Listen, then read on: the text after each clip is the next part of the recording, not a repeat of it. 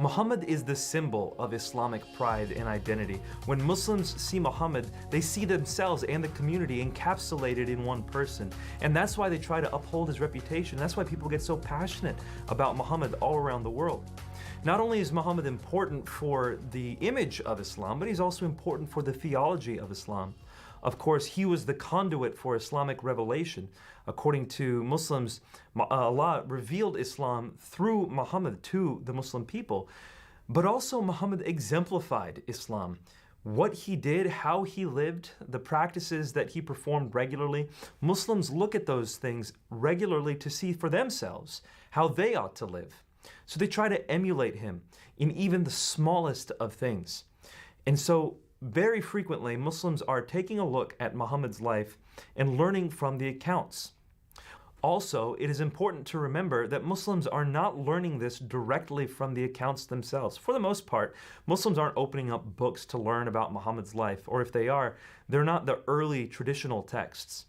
Most people simply hear these accounts from their imams, from other people at the mosque, from their parents, from their friends. These stories are generally shared orally, and so most Muslims, by far the large majority of them, have not gone to the primary texts themselves. What we're going to do in this session is discuss what Muslims believe about Muhammad, but also what those sources actually say about him. And as we consider this information, it's important for us to keep in mind what we're doing right now, and that is that we're learning the truth about the evidence, the truth about Muhammad, but we need to ask the Holy Spirit himself to lead us when we share it. So this information, really, we should keep to ourselves as much as possible until God opens up the door for us to discuss it with our Muslim friends after we have a solid relationship with them. But that said, let's turn to how Muslims see Muhammad's life, what they usually learn from one another, before we turn to the sources themselves. Generally speaking, the contours of Muhammad's life are understood to be the same, whether you're Sunni, Shia, Ahmadi like I was, or any of a variety of sects of Islam. Muslims believe that Muhammad was born in Mecca at 570 AD. His father had unfortunately died just a few months before he was born, and so his mother had to raise him herself. So he was an orphan at birth, and then she died just a few years after he was born. He went to live with his uncle after he had lived with his grandfather, and his grandfather had died, so it was his uncle who raised him. And from the age of about 8 until young adulthood, Muhammad lived from home to home to home, not really having a place to call his own, and fairly poor.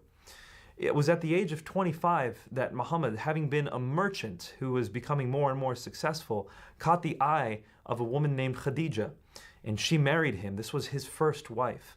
He was known at that time to be a very honest man. People from throughout the city of Mecca really respected him and thought highly of him.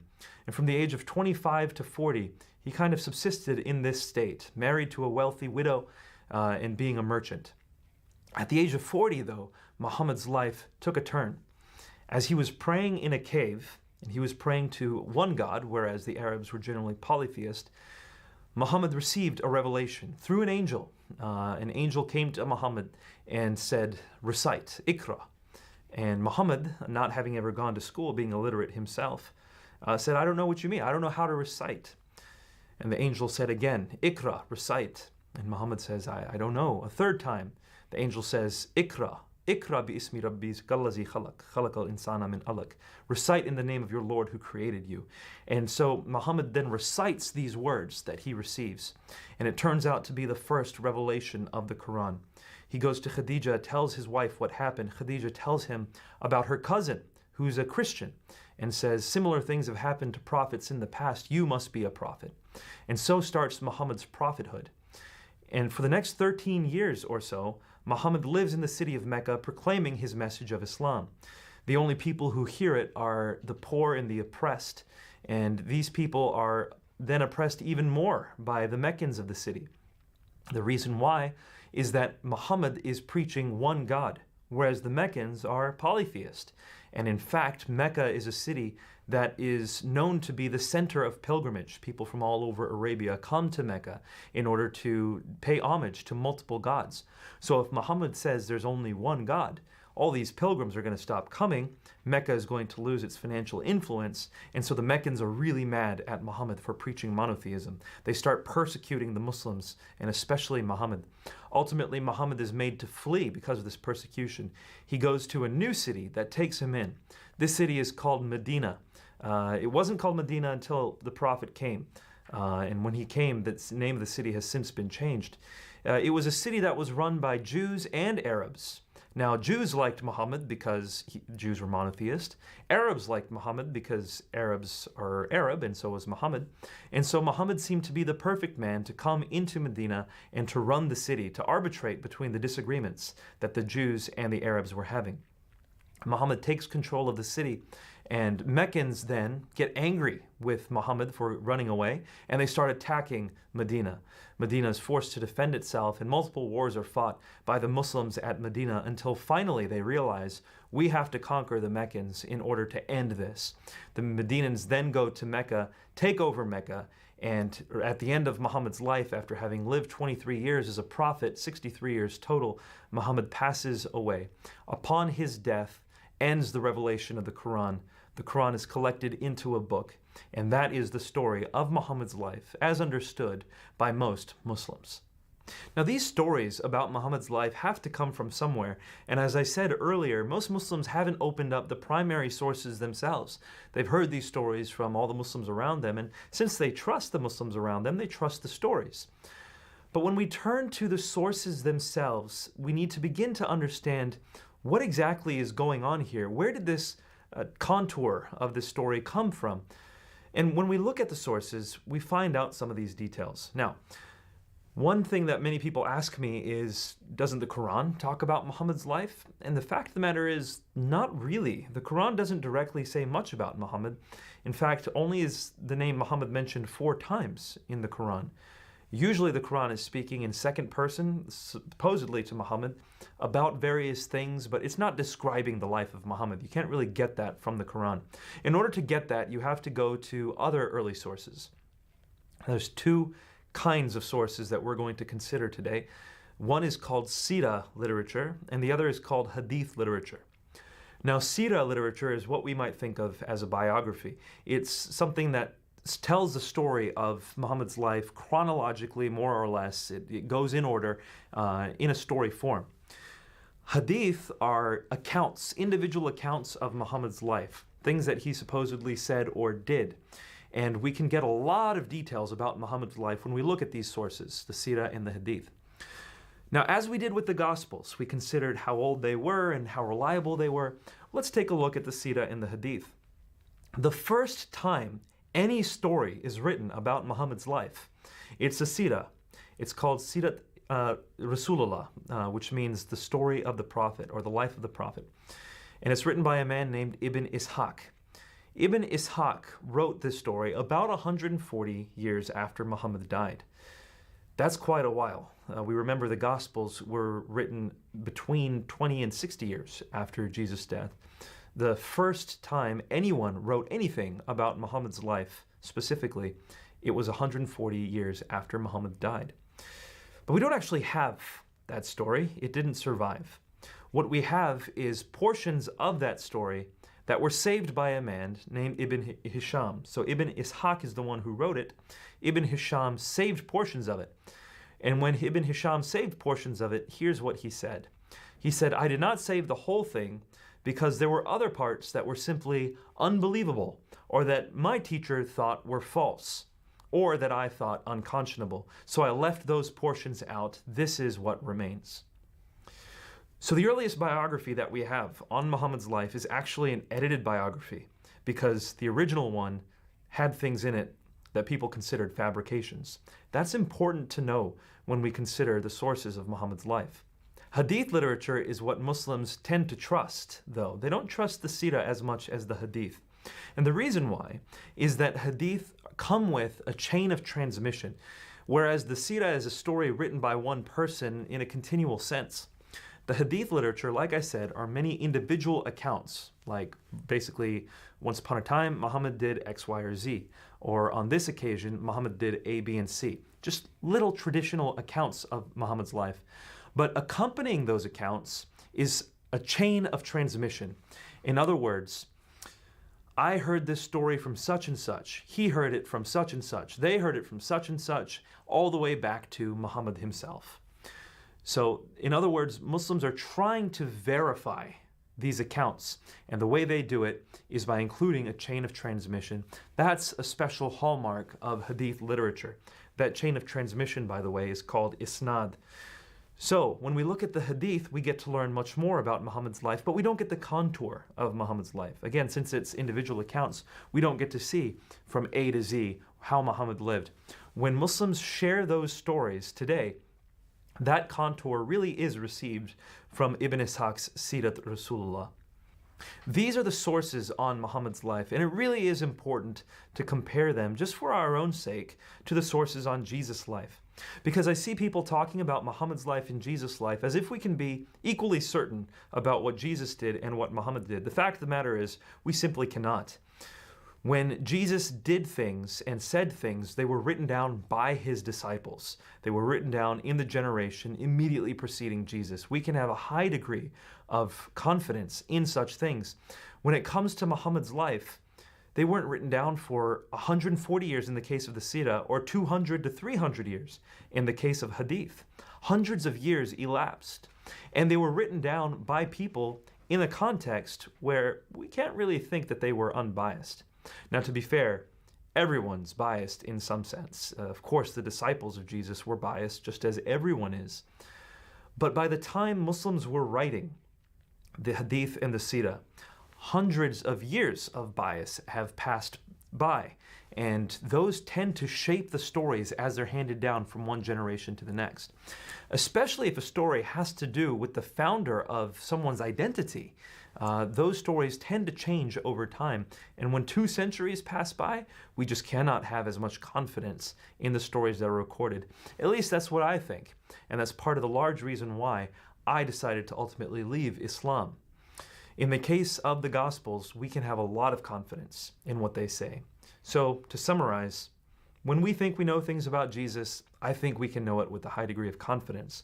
But what we think we know about Muhammad's life, I don't think we can know with nearly as much confidence. With that caveat in mind, we should turn to the sources and see what they say. Now, Muslims believe Muhammad is the greatest man who ever lived. It's important to understand this. Muslims think that Muhammad was the best statesman, the best general, the best diplomat, the best father, the best husband, the best at anything. And the reason why is, as we said earlier, Muslims turn to Muhammad as their exemplar. And of course, if you're an exemplar, you have to be the best. And so, when we consider how Muslims see Muhammad, we have to have that in mind, an extremely high standard of character. Do the sources bear out that kind of personality of Muhammad? Now, we have to be careful, because as Christians, we have our own biases, and we really ought to recognize that. We might tend to demonize Muhammad, make him worse than he actually is. We need to recognize that and fight against that tendency. What do the sources actually say about Muhammad? There are definitely good things about Muhammad in the sources. For example, he did give some women rights that they didn't have before. Some women in Arabia didn't have any rights, and Muhammad said to them, "Your testimony is worth half that of a man." And so he gave them some rights. He gave them some inheritance. He gave them the ability to divorce men, but in each of these cases, we should be careful not to assume that he gave them equal rights. Women didn't have equal rights from men. Men could divorce their wives immediately. Women would have to get judgment from an Islamic leader to allow a divorce, etc. So, yes, there were some good things that Muhammad did for women's rights. He also taught people to take care of widows and orphans. It makes sense, too, because Muhammad himself was raised as an orphan under a widow. He taught people to take care of the poor. That makes sense because he himself was poor as well. So Muhammad did teach people to do these good things, but we shouldn't let people run with that too far. A lot of Muslims say that he is a champion of women's rights. Well, that's not entirely true either. There were women in Arabia before the advent of Islam that actually had way more rights than men.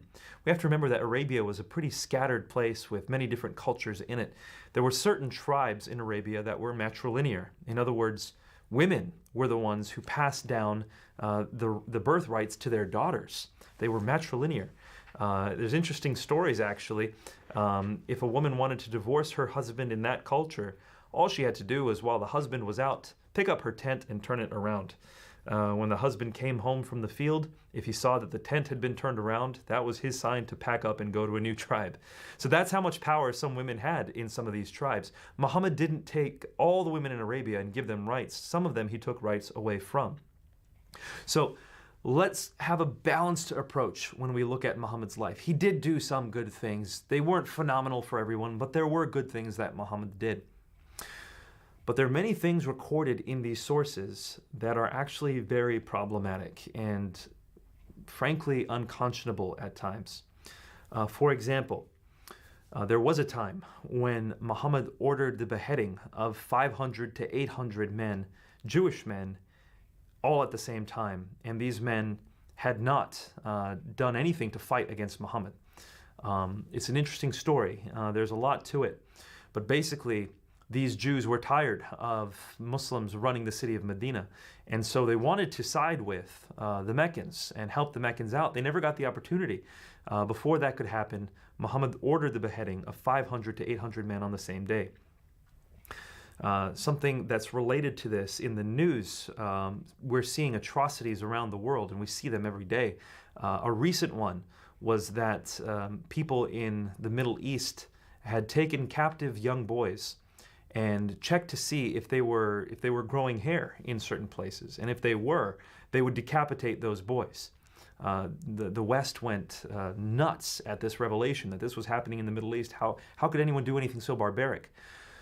Well, those Muslims were copying exactly this event. Muhammad did the exact same thing, checked to see if these boys who had just been captured had hair growing, and if they did, he decapitated them.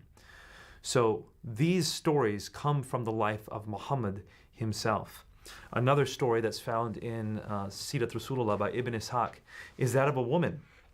She was friends with the man who had been assassinated at the order of Muhammad. And so she wrote a poem urging people to not listen to Muhammad. Stop listening to this man who says haram and halal for various things. Stop listening to him. Won't we have people who stand up to him? That was her poem. According to the source, Muhammad then asked, "Who will kill Asma bint Marwan for me?" Someone agreed to do it, went to her house, found her breastfeeding a child. She had her child being breastfed and 4 of her other children around her. The man ripped her child from her breast, stabbed her to death in front of her children. The sources say that blood splattered across her children. And he went back to Muhammad, and he said to Muhammad, "I have done this to Asma bint Marwan. I feel horrible." And Muhammad says, "Don't feel horrible. Not even 2 goats will butt their heads about her." In other words, nothing cares about that woman. These are just some stories of, honestly, hundreds. When I was a Muslim, I found hundreds of these kinds of stories that I thought, no way, that's not my prophet. That's not possible. He couldn't have done that.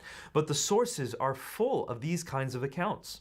The one that made me most turned off to Islam, this is the one that I found most unconscionable, is actually not just found in Sirah and not just found in Hadith, it's found in the Quran. Chapter 4, verse 24 of the Quran says, "Allowed for you, Muslims, are women, and not women already married, but your wives and those whom your right hands possess." It's a fairly enigmatic, cryptic verse of the Quran. What does that mean? Allowed for you, not women already married, but your wives and those whom your right hands possess. When we turn to the Hadith, we find out. Those whom your right hands possess are captive women. We just talked about captive boys who were beheaded. Captive women were taken and turned into what we find out through this verse and through Hadith are sex slaves. Basically, they are made to have sex with Muslim men. That's why this verse says, "Allowed for you are those whom your right hands possess and your wives." But interestingly, this verse says, you're not allowed to have women who are already married except those whom your right hands possess. What is that about? Turns out, according to the Hadith, that there was one occasion where Muslims took people captive. Among the people they took captive were men that they were going to sell into slavery and their wives. Now, these were women whom Muslim men possessed, and they were wondering whether or not they could use them for sex. but their husbands were still alive and they were still captive. And so they asked Muhammad, what shall we do about these women? And that's when this verse of the Quran came. Allowed for you are women not already married, except those whom your right hands possess. In other words, Muhammad said, go ahead. It doesn't matter if they're married. It doesn't matter if their husbands are right here. Your right hands possess them. They are your captives. You can use them for sex. When I saw that as a Muslim, I was flabbergasted. I didn't know what to do with that. I at first said, this isn't possible. I started running from imam to imam, asking them to explain this. How could this be possible? And a lot of them denied it. They said, no, that's not what it means. But they couldn't tell me what it did mean. The fact of the matter was, this was so woven into the sources on Muhammad's life, you couldn't deny it. Here's the point that I want to bring all the session back to. These are the sources on Muhammad's life. If you try to take portions of these sources out because you don't like them, then you're basically being arbitrary. You're creating a Muhammad that you want. To be fair, to accurately understand who Muhammad was, you have to take the good with the bad. There's no way to cut one portion out and leave the other in. No razor can dissect between the good Muhammad and the bad Muhammad. You have to take them together. And when we start taking out these verses where we say, oh no, this can't possibly be true, we eviscerate the very sources by which we know Muhammad's life. So that leads me to the major point here. Muslims have a dilemma. I had a dilemma once upon a time. Either we know virtually nothing about Muhammad because the sources are so bad, or they say all these negative things, or what we know about him leads us to conclude that he is not a prophet of God. Now that we've learned about the life of Muhammad, how Muslims see Muhammad, where the sources are, what they say about Muhammad's life, and what we can actually end up with, the Islamic dilemma on Muhammad's life, how do we discuss this with Muslims? Now, it's important to keep in mind that Muslims, generally speaking, do have to follow the hadith. Unless you're a Quran-only Muslim, and very, very, very few Muslims are, Muslims do live by the hadith. For example, praying 5 times a day. All Muslims do that. But that's found in the hadith, not the Quran. The prayers to recite during the 5 daily prayers, that's found in the hadith, not the Quran.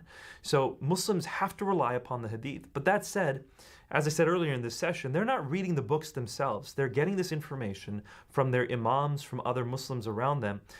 When they turn to the text, that's when they find some of these problematic passages.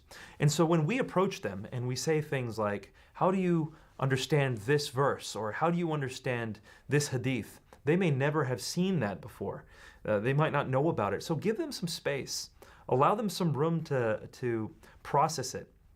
They won't necessarily come right out and agree with you. So this needs to be a longitudinal conversation with your Muslim friends, not something that happens overnight. In addition, Muslims will often say things like Islam is the religion of peace. And when I was a Muslim, I used to say that because I believed it. I honestly believed it. I wasn't lying. I wasn't trying to hide anything or deceive anyone. I just believed Islam was a religion of peace. When I was asked about the wars that Muhammad fought, I basically referred to the same narrative that I gave at the beginning of the session, that they were defensive wars. They were wars that Muslims had to fight. What I didn't know, because I hadn't read the sources myself, was that there were many offensive wars that Muslims fought. And it wasn't nearly as defensive as people think that they are. So when Muslims say Islam is a religion of peace, work with them. Ask them what they mean by that. Do they mean that Muhammad never fought? If they say, yes, he did fight, ask them, well, does it mean that he didn't fight offensive wars? And show them, hopefully with grace, where they might be wrong. And that is really important. This requires discernment. Like I said, Muslims see Muhammad as their symbol. And if you start attacking Muhammad in their eyes, if what you're doing is attacking Muhammad, then they feel like you're attacking them. And this can be a place where a lot of people lose their relationships with Muslims, but it's important to maintain that relationship. Pray. Ask the Holy Spirit to lead and to guide them and to lead you in when to bring these things up. I suggest, unless God guides otherwise, only bring these matters up after your relationship is very, very strong with your Muslim friends. In sum, it's good to know Muhammad's life so that at the appropriate time you can bring it up with your Muslim friends. A lot of Muslims today are very surprised at what they're seeing on TV. The Islam that they heard is not the Islam that they're seeing in the news. And they're beginning to have crises, like I did in 2001 when the Twin Towers came down. They're beginning to ask themselves the questions, what is true? What does Islam really teach? Are these people really Muslims? And if we walk with them in that time, shouldering their burdens with them, loving them, but pointing them to the truth, it might just be that actually through violence and through the reality of Islam, they might begin to see in juxtaposition the beauty of the gospel as presented through you, their friend. You have an amazing opportunity to share the truth, which is love and grace, to people who are following a religion that they might not even know is full of violence.